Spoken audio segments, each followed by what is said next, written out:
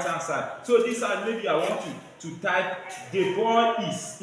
Now look at, based on what I taught you, how to place your what fingers. Okay, now I want you to type success is a girl. Success is a girl. Apply what I taught you now. Let's see. Success is a girl. Make sure the right fingers are touching the word. Any letter that falls by the word right, don't let your right finger to cross the other side of the keyboard. Okay, your left fingers will handle the left letters, while your right fingers will handle the word right letters, while the thumbs will handle the space bar key.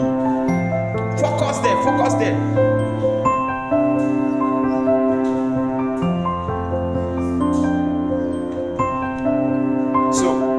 I will introduce Mavis Beacon and you learn how to type. It will help you, okay? So we are going to close now. Yes, is a girl. Success is a girl. That is what I ask you to type.